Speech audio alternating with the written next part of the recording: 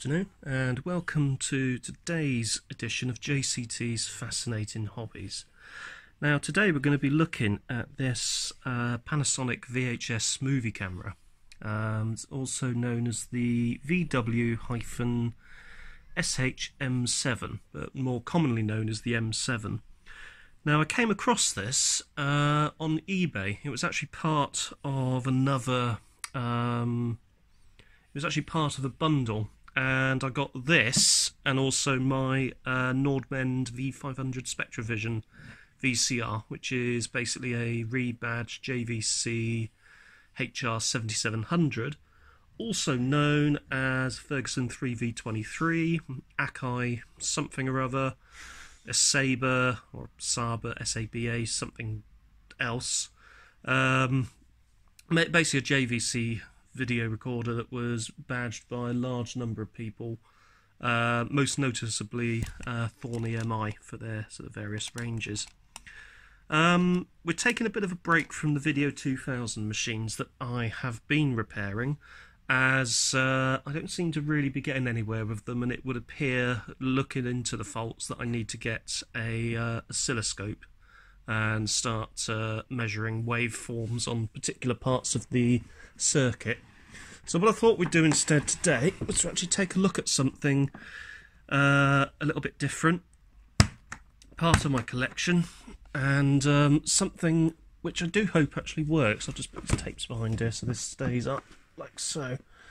So they're not going to stay up. So in the box you do get quite a few things, as you would expect. It's a rather impressive collection of accessories. So we've obviously got the main camera itself. The camera, I think, dates from around 1988, so it is now a 30-year-old camera, but the quality, because it's got the proper lens on it, is surprisingly good, although the resolution obviously isn't that high, and the colour reproduction is typical, slightly muddy VHS quality, obviously because it is still just a VHS camera. Back in the day when this was new, this would have been probably a few £1,000s. I mean, it is a semi-professional quality camera in many ways. Quite interestingly, there's quite a few cables that were actually supplied with this. So let's have a look at what we actually get in the box. What I'm going to do is move the box out of the way and just gradually unpack the items as we see them. So obviously, first off, we've got the M7 itself, quite a nice camera. Comes with a mounting for a tripod, which is quite a nice feature.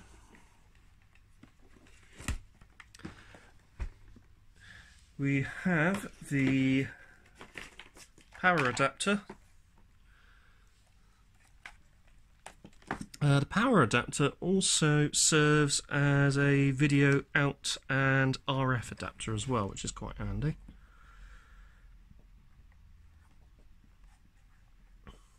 And we have a charge point here as well. I'm not sure where that plugs in, if that plugs directly into the camera. I would guess that plugs directly into the camera, so you can actually charge up the camera itself. Let's have a look at what else we have.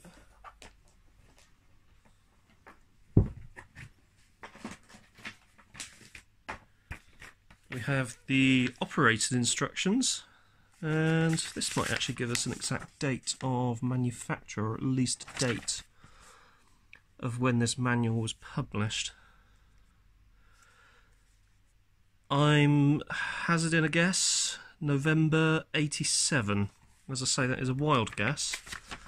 It may not be correct, but that would seem to make sense, judging from the era of this particular sort of deck itself. Quite a few nice features. It comes with a flying arrays head.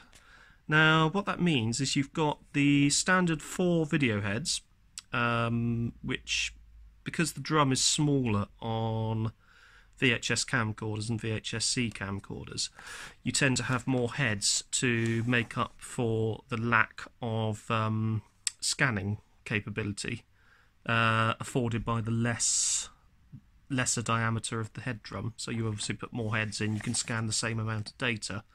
But a fly and erase head is an extra head mounted into the head drum, which will basically allow you to erase a frame at a time. It's quite a nice feature, and sort of typically you only tend to see it on sort of really high-end gear, such as this, and certain high-end VHS machines. You also see it on high-end Betamax systems as well, so it's not just a feature that is dedicated to VHS. You see it on Betamax, Video 8s, High 8s, I think U-matic as well, Betacam definitely. Obviously got the battery as well. Not even sure this actually works anymore, but we'll plug it in and try and charge it up.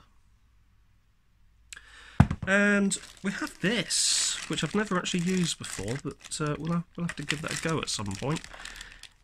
It's a character generator, and it's got video in and out, so obviously your source video goes in, video goes out, and you can insert text onto into your video, which is quite a nice feature. Certainly a little bit different, probably looks a little bit amateur, but certainly will sort of jazz up some of those home movies you may have been creating back in the 80s. Cable wise, I'll just bring all of them out now. So we have this 5-pin DIN to BNC. Well, actually that may be two separate cables. So we have a phono, which I would assume is audio. We've got a BNC, which is obviously for your audio in. There may actually be two separate cables, so let's have a look. Yes, they are, I think.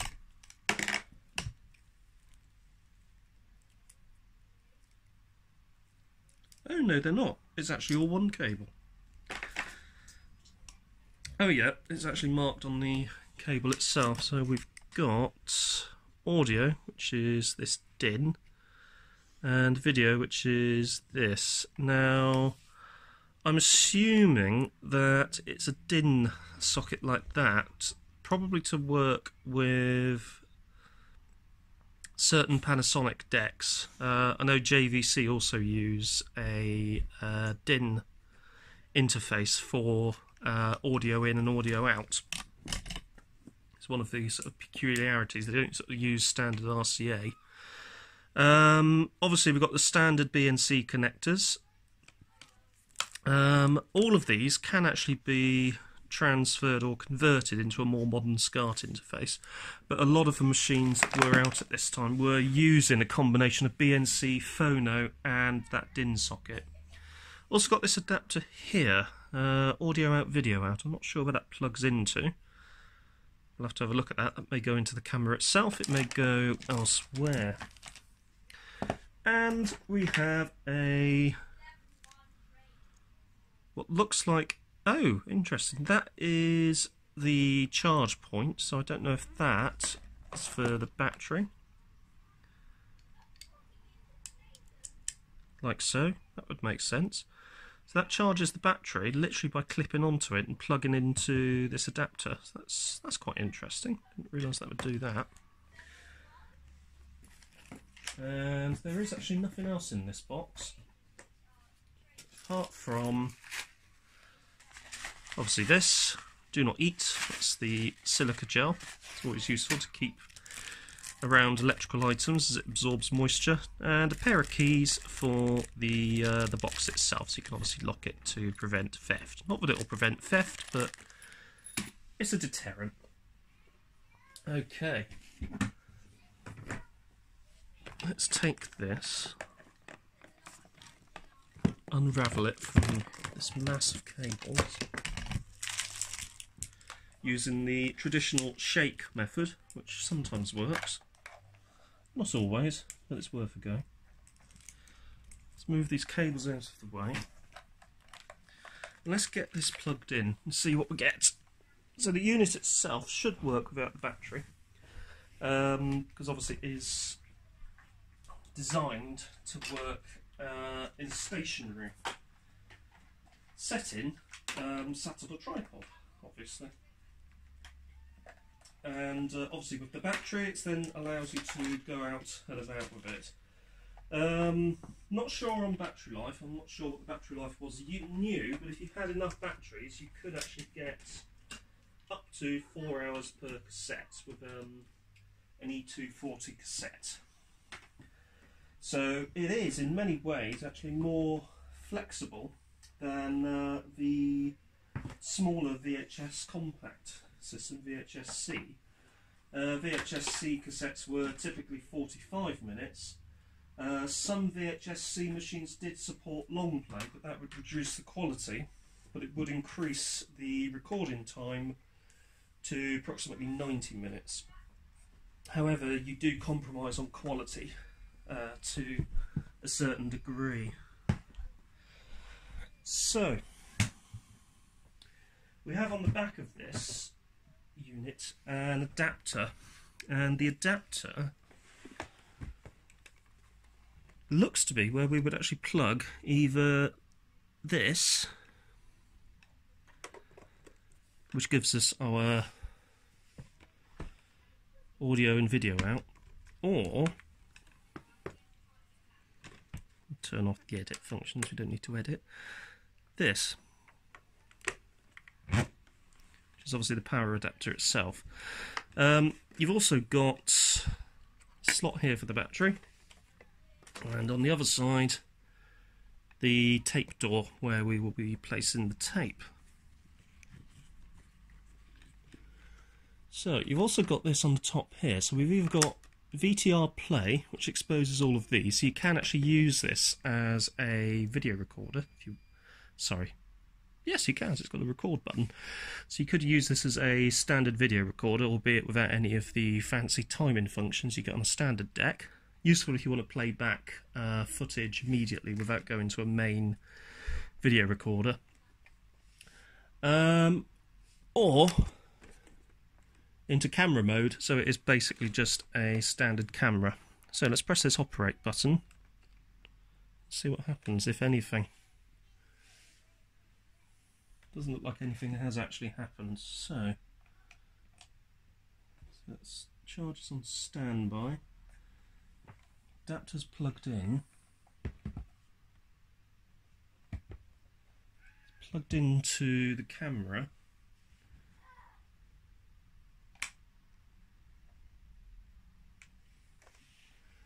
And that is a shame, actually. It doesn't appear that this is working. And it may be because I haven't done this. So that is now on. So there's actually several power switches on it. So there's a main power switch and then another switch for the unit itself. There's actually this sort of, I don't think this is an actual active hot shoe on the top here, but it seems to accept standard camera type flash fitment, so there must be a way you can actually plug in an external light on this. So let's press the operate and see what happens. Ooh, something has happened. Let's press the eject button, which is, oh, the operate lights is on. So let's press eject.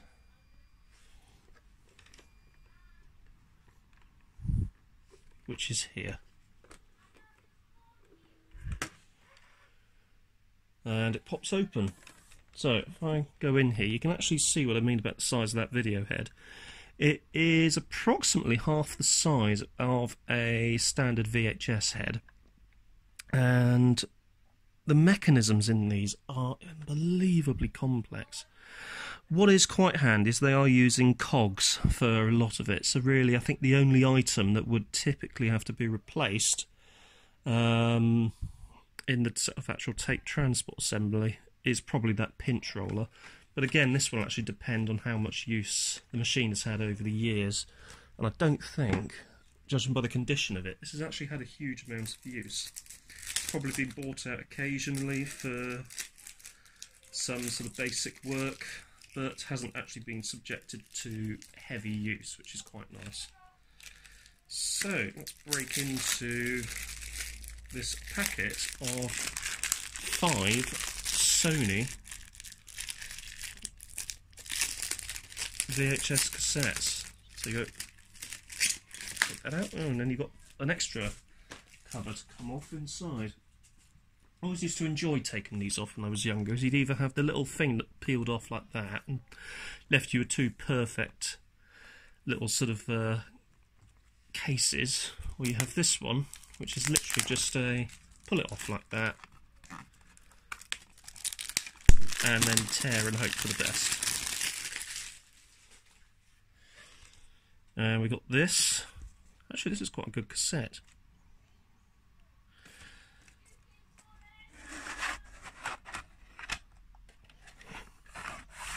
You can tell near the end of VHS cassette production, they had really sort of skimped on everything that you used to be able to get. It's what you could get on older cassettes.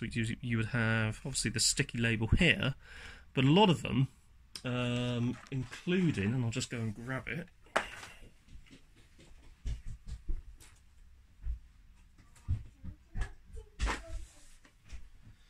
This Thorn cassette from approximately 1983. You can sort of tell how old it is. So you got the main large label here, and also this stippled effect, which you only sort of tended to see on earlier VHS cassettes. This one's actually suffered a little bit from mould, so I'm going to have to crack open one of my VHS machines at some point and run this through a little cleaning cycle. Similar to the way I did it on the Betamax system, so not too bad. This has actually got a copy of Time Bandits on it from approximately 30 years ago.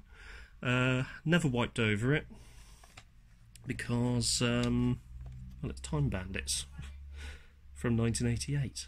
Why would you wipe over it?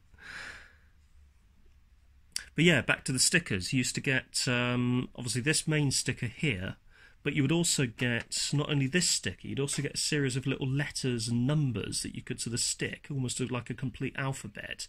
You could stick onto your cassette. So that one's got a letter P on it for some reason. But obviously near the end of VHS cassette production, they skimped quite a bit on what was actually available. So let's put this into the machine. Make sure that's out of the way.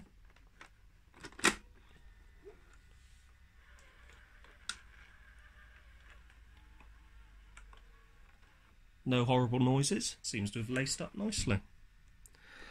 So, I'm going to pause this now, and I am going to take a couple of shots around the house, and then we'll play them back and see what it's like. So, I've just taken some footage. What I've also noticed, you've got this rather nice set of LEDs on the top here, which is quite good. They actually use these LEDs here, which actually tells you what the camera's doing. So camera record, it's ready to go. So let's eject the cassette.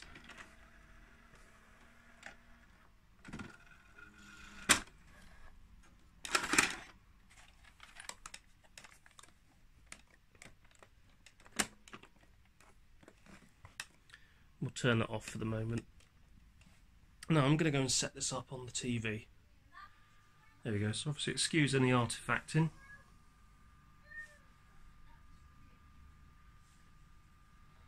So what we're going to do is just pause this a second. Just realised I haven't put on the amplifier.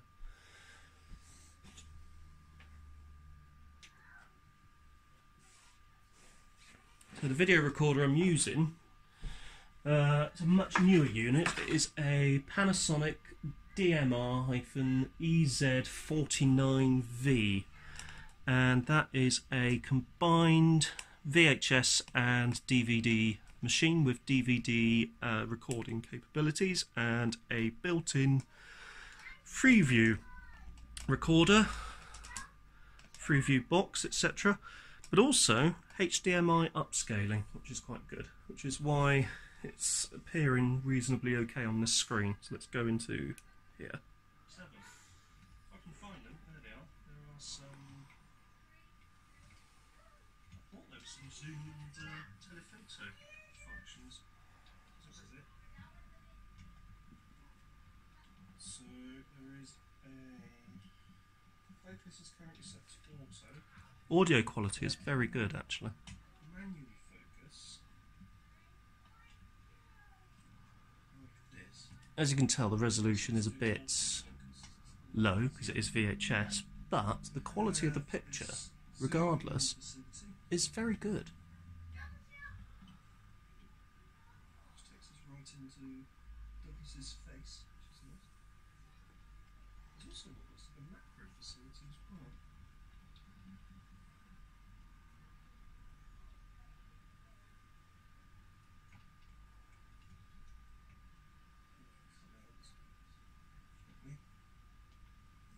So excuse the slight flicker on the picture. That is because I'm recording from this camera on the phone. From this camera to the television. There's actually no flicker on the main TV picture screen itself. The white balance is surprisingly good as well, because it's quite bright in this winter sun, and it isn't washing out the picture at all, which is quite good.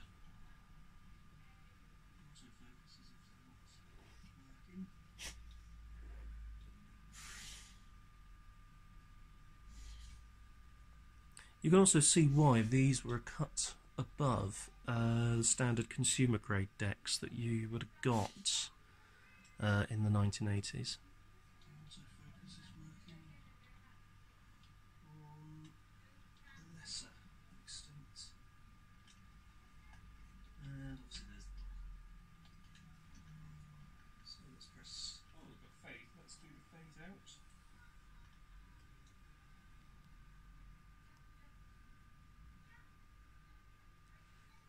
And there we go.